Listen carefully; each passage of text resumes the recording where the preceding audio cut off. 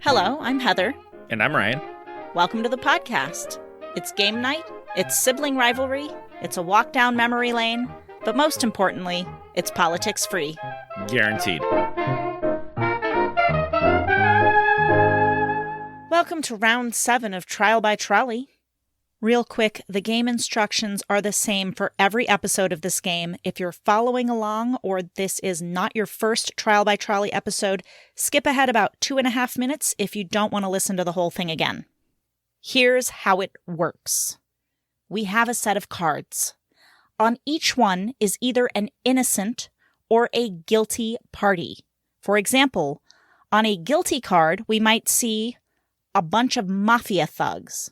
And on an innocent card, we might see the world's greatest physicist. Now, imagine we are conducting a trolley and we're coming up to a split track. We can't stop the trolley. We have to switch it onto one of the tracks, but there is someone or something tied to each track. No matter which way we go, we are going to kill someone or destroy something. At first glance, the choice may seem simple. Using our example above, it would be easy for us to say, run over the mafia thugs and save the physicist. But there's a catch. And this is where we bring in the modifier cards. The modifier cards contain handy statements such as, killing them will release the 13 kids they have trapped in their basement, and would literally give you the shirt off their back. Now, if the world's greatest physicist has 13 kids trapped in their basement, and the mafia thugs would literally give you the shirt off their back, maybe the choice is no longer quite so clear. So here's what we're going to do. First, I'll read Ryan his cards, letting him know who or what is tied to each of the tracks, and he'll have to explain to me who he saves and doesn't save and why. Then we'll throw in the modifier cards and see if that doesn't change his mind at all. Then we'll switch it around and it'll be my turn. The scoring is entirely subjective. We can choose to reward or not reward each other however many points we want, and the other person just has to suck it up. Whoever scores the most points wins the ever-coveted Gloating Rights trophy. Until we play again. It should be noted that we are playing a modified version of this game because the correctly played version was too difficult for me to translate into podcast form. Also, once again, the game is called Trial by Trolley. It is sold by Skybound Games and is available at store.skybound.com. Link in the show notes. They are not a sponsor. The current running score is Ryan, 466, Heather, 466. Oh my God, it's a close game. That's right, Ryan. We did just record that already, and now we're re-recording it, which is why that sounded so insincere. Well, it sounded insincere to begin with, to be fair. Ryan, are you ready for your cards? Nope. You're giving me my cards first. Nope, I think you're giving me my cards first. Nope. Nope. Nope. Heather's cards right there first. Hold on. Yeah. Hold it.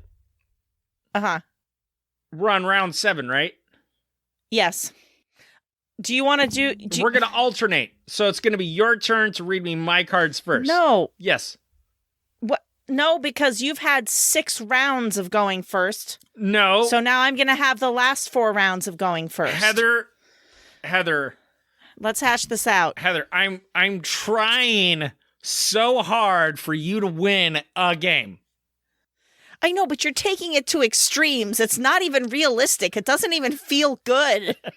It's not a victory. Let me do this for you. Merry Christmas. Happy birthday. All right, you know what? Fine. Ryan, are you ready for your cards that are really my cards because I lost this argument somehow? Yes. Yes. Great. On On track number 1, Ross from Friends. Mm-hmm. On track number 2, a peeping Tom on the way to your house. Okay, hear me out. Okay. All right.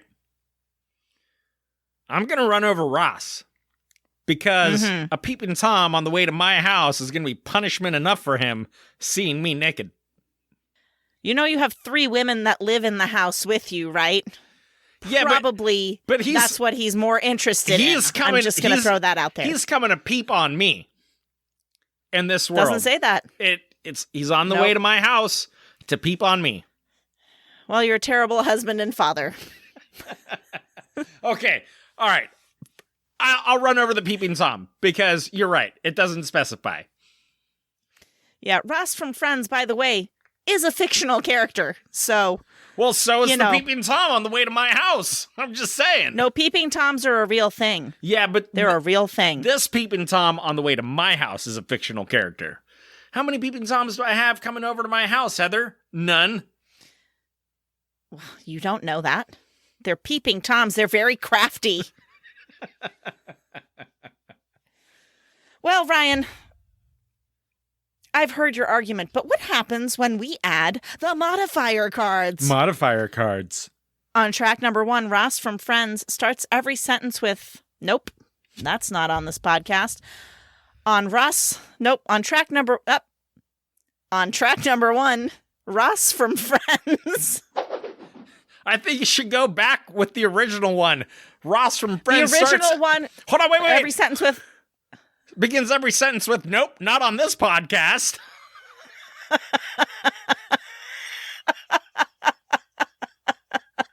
thought that was the card. The actual card says something I can't say. Here, I'll say it to you, but then I'll have to beep it out. Starts every sentence with. So, can't say that on this podcast. And then the second card was which could get into a hot topic stuff. So, let's try the third modifier card. Okay. On track number 1, Ross from Friends is literally always turned on. Oh my God. I don't know what that means. Like on the TV? Or they're just on. They're on. Or is it sexual? Bless your heart. Okay, you know what? Do we have to go to a dictionary this early in the episode? Turned on has many definitions. Heather, if Ross from Friends is always turned on, there's only one implication there. I'm just saying. Okay, well, Ryan, on track number 2, a peeping Tom on the way to your house is not always turned on, apparently. Literally will not stop talking about the new fad diet they're trying out.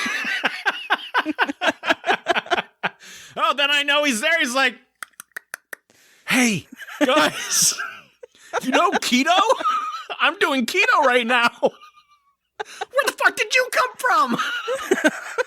And shut up and stop spying on us.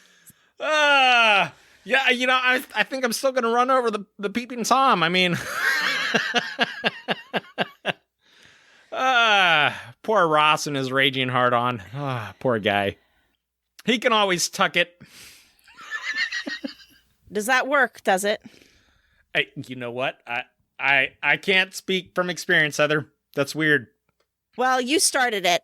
Anyways, I'll give you, 10 points for that. Let's continue. Ryan, are you ready for your next 2 cards? Yes. Excellent. On track number 1, a bunch of teens solving a mystery. On track number 2, a little girl bringing treats to her grandmother. Who do you save? Who do you kill with your trolley? You know, they're all a bunch of good people. And I'm gonna have to pick the girl bringing treats to her grandmother just because, you know, it's one life versus a bunch of lives.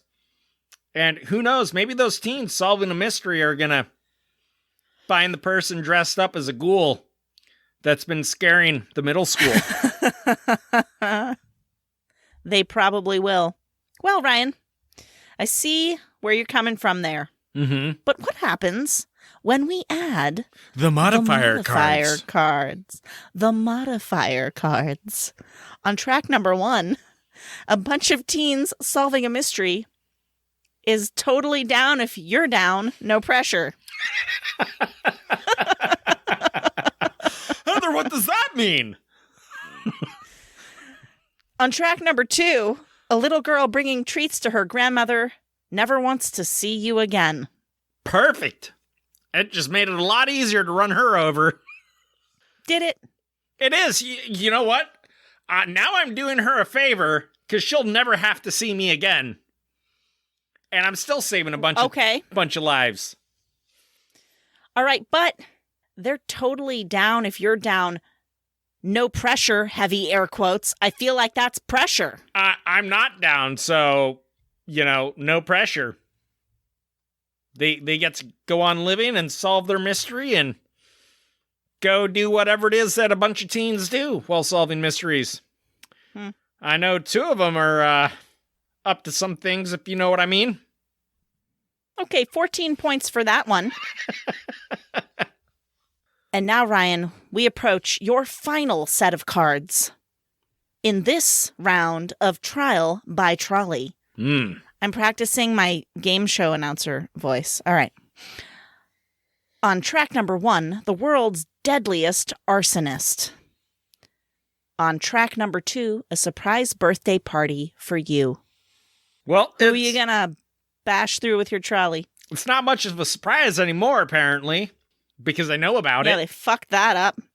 I'm going to go run over the world's deadliest arsonist and not have my surprise birthday party because no one ever throws me surprise birthday parties, so that'll never happen. Is that a hint to people who may be listening? People you may know who would be in a position to give you a surprise party?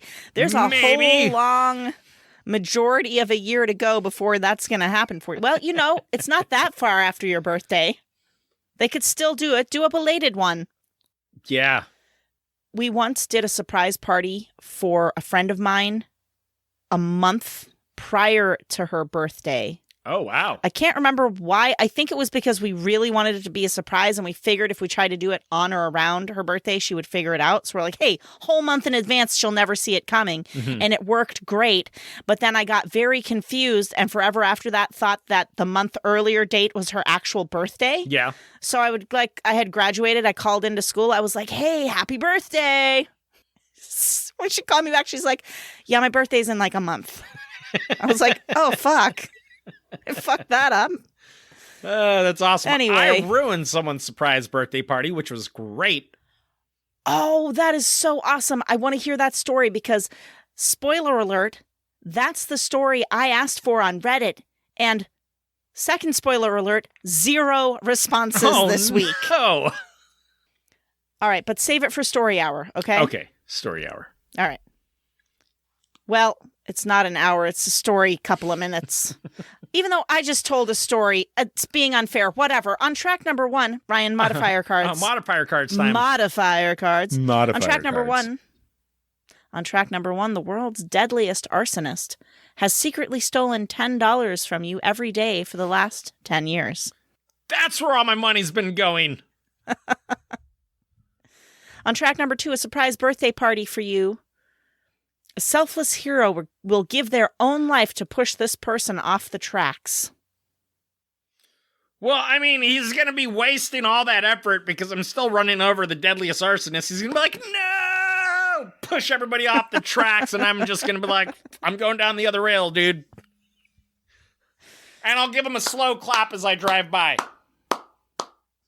That is so nice of you. I'm going to give you 10 points for that answer. Hey, by the way, yes, Ryan, I can't remember if I told you, but I'm awarding you 14 points for the last set. Yes. I think I skipped that part. No, I did tell you? Okay. Oh, you did tell me. Did you, predetermine how many points you were going to give me? No. Okay. I honestly didn't. I just thought, you know what? I'd like it to end on a 10 so that it makes it easier mathematically for me. Gotcha. Heather, are you ready for your cards? Yeah. On track number 1, a family of cannibal hillbillies. On track number 2, the New England Patriots starting lineup. Who do you save and why? Well, Ryan, I am going to save a family of cannibal hillbillies, okay? Because it's the New England Patriots and they can die. And I originally had intended for this to be your card because I knew that you would save the New England Patriots like an asshole. Heather. And I was going to give you negative points for the first time. That was my whole plan. And you fucking ruined it. Why? At the start of this episode. Why didn't you just let me have the cards above? You ruined it yourself. Well, I could have. Yeah, I did. Yep, that's a really good idea there. That would have been thinking on my feet, but that's not what I did, is it? And that's because I woke up from having fallen asleep for the night to come to this recording. We have got to figure out an earlier time to do this. My God, Heather, right. just a couple more weeks, Heather. Just a couple more weeks. My schedule should go back to normal. I shouldn't give you a hard time. You're just doing your job. All right, Heather. That's my answer. Is it really? Yeah. Okay. But how would you feel if you threw in the modifier? The modifier cards? Yes. I don't know, Ryan. Let's see. On track number 1, a family of cannibal hillbillies is holding your computer. Okay. That's nice of them. Remember, this is the computer that you do all your podcasting on. Continue. Yeah, and look. Continue. Okay, on track number 2, the New England Patriots starting lineup will one day discover the secret to eternal youth. Yeah, they still die. I'm still running over the New England Patriots. Well, you know what, Heather? I tell you what. Family is thicker than blood.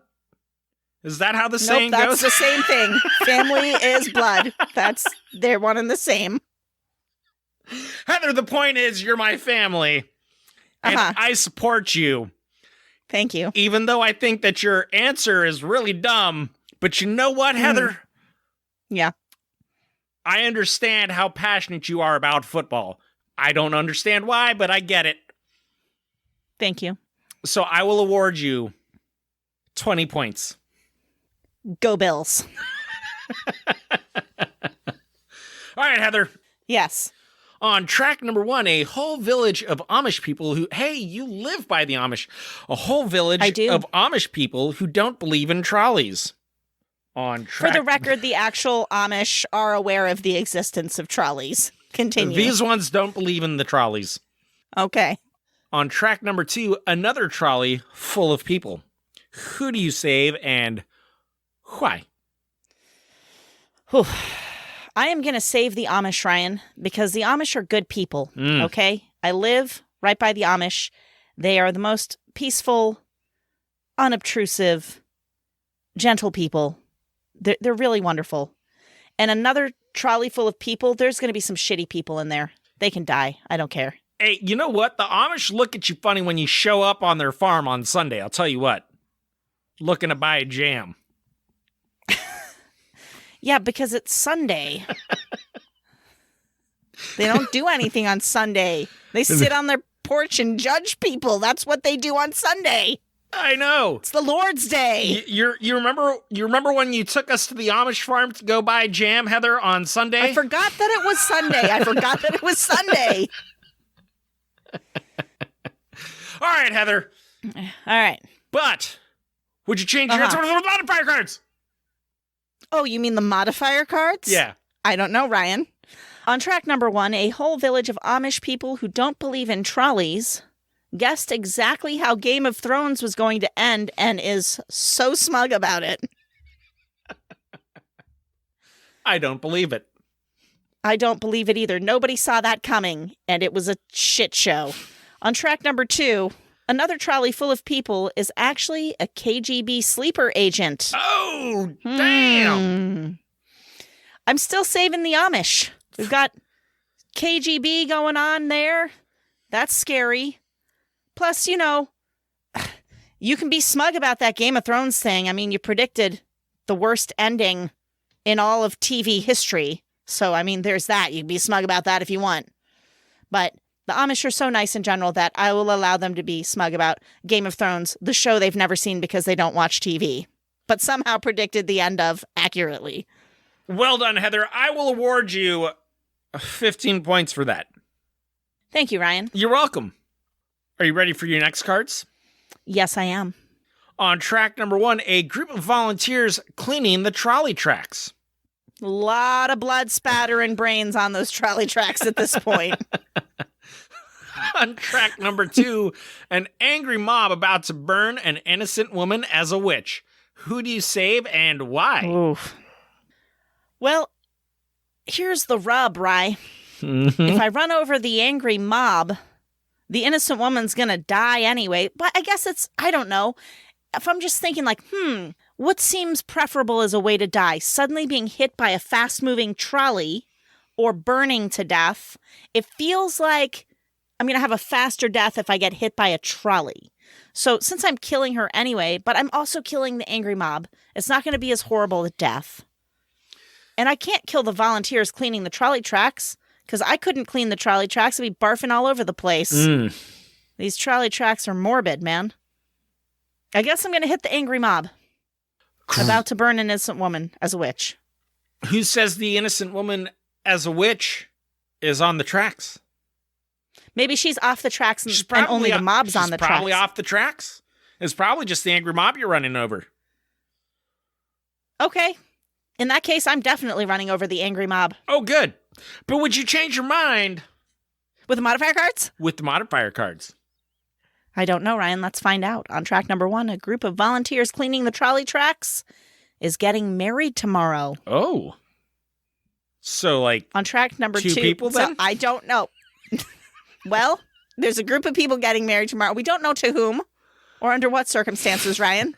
But that's a happy day for all involved, presumably. Mm-hmm. On track number 2, an angry mob about to burn an innocent woman as a witch has a 50% chance to survive and gain trolley-themed superpowers. Oh, my God. Well, I tell you what, that did not change my answer. I'm still going to hit that angry mob. Well done, Heather. And for Thank you. that, I award you 20 points. Amazing. Well, Ryan, you know what I forgot to do completely was give your running total earlier like I usually do. So let's go. First of all, in this round, 34 points is what you scored. Oh, wow. That brings your running total up to 500 exactly. Oh, my gosh. Did you do that on purpose? You did that on purpose. I wasn't even thinking. Heather, I want to change your 15 points to 14 points. Heather, I want to change your 15 points to 19 points. Okay, I'll take that too. Let's see here. So that gives me 59 points on the round, which means I won this round once again. Why gloat? It's all fixed anyway. But that brings my total to more math than I can do, Ryan. Let's see. Just 1 second. 525 points. Or 515. One or the other. 525 points for me. Right the first time. I'm proud of me. You did it. All right. Now, as gone over, my planned question, when did a planned surprise go horribly wrong for you and what happened, was answered by nobody on Earth, or at least on Reddit. But Ryan does have a story, so bro, let's hear it. Well, Heather, back in the day when we lived in L.A., I forget the guy's name, but someone came to me and was like, hey, be at, I forget what room they told me to be at. They told me to be at a specific room at 6 p.m. And my dinner time was like at 5:30. So I was sitting there eating, and we'll just call the guy Michael. His name was Michael. So we're sitting there eating, and all of a sudden, it dawns on me, right? Because I totally lost track of time. I was like, oh, gasp! What time is it? And someone was like, oh, it's 5:59. And I was like, oh, I gotta go. I gotta go to Michael's surprise birthday party.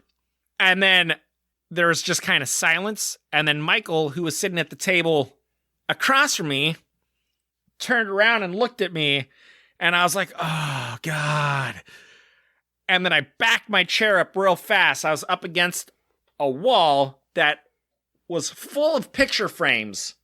And I backed up against this wall real hard, and one picture frame fell, and it was a domino effect, and it hit picture frame after picture frame as they all came crashing down to the ground. And I'm just sitting there staring at Michael right in the eyes as there's just gish, gish, gish, gish, gish, gish, gish, gish, gish, behind me. And a whole silent cafeteria of people just staring at me. And I just took my dishes and I walked away and I bust them and I never went to Michael's surprise birthday party. Were the glass was the glass in the frames just shattering as they fell? Because that would be even funnier to look back on. No, they were like all like the posters, but with like no glass in them. Fortunately for me, so there was no shattering glass behind me, but that would have made it even more hilarious.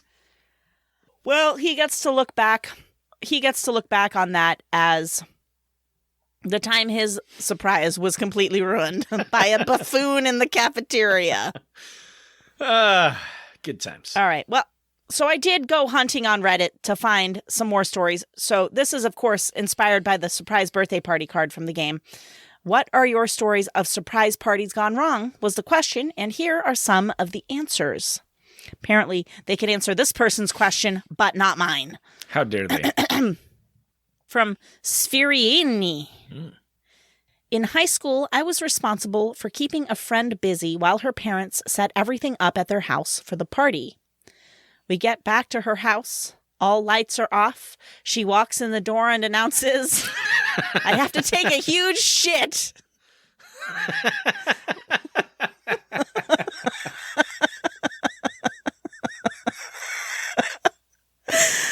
Lights turn on. Surprise! Embarrassment ensues. Perfect. From Walrus Gumboot. A girl I was dating in high school set up a surprise birthday party for me, but chose to not invite most of my good friends because she didn't like them. Well, they caught wind of this party and took me out for some drinks instead, as their own birthday surprise. This was before cell phones, so she didn't have a way to get in touch with me to make up a reason to get me back to her house. Halfway through the night, one of them spills the whole story, and I decide it's wise to make a rather late appearance. It was very awkward walking into a room of her drunken friends with her crying in the bathroom. From Just Sunshine. My friends, family, and coworkers planned a surprise birthday party for me at my house. In order to give everyone time to get there and get set up, my coworkers had my boss ask me to stay late at work, quote, because we might have an emergency project to do tonight. So 5 p.m. rolls around and everybody heads home, really to my house. I sit around, 6 p.m., 7 p.m., finally text the boss that I'm headed out unless she really needs me to stay. Turns out she was supposed to have me go home at 5:30, quote, because the project didn't pan out. Since I figure my evening is shot anyway, I head to the grocery store, pick up the dry cleaning, drop off the recycling, etc. I walk in my door around 8:45, 9 p.m. to find all my friends, family, and coworkers drunk in my house. They were all a bit too in their cups to muster a coordinated surprise, but I figured it out. Ended up having a blast. Well, that's nice. That turned out good. From Captain Howarth. My friend got back from deployment. It was my job to take him out and keep him away whilst they prepared his house. When we arrive, everyone jumps out. Friend reacts automatically, punching someone in the face. And throwing himself out the door at the same time. 2 chipped teeth and a sprained wrist. Well, he just got back from deployment. Yeah. I mean, I feel like he has an excuse. From 5 How Time, which I think was probably supposed to be Showtime, but oh well. I think it was supposed to be Showtime, Heather. Went to one of those surprise parties where more and more people show up to a restaurant until the whole party is there. Turns out that a couple who were in our group of friends were in the same section having the divorce talk. Thing is, they hadn't been invited because they fought so much it was tough to be around them. It's like the worst. Oh, my goodness.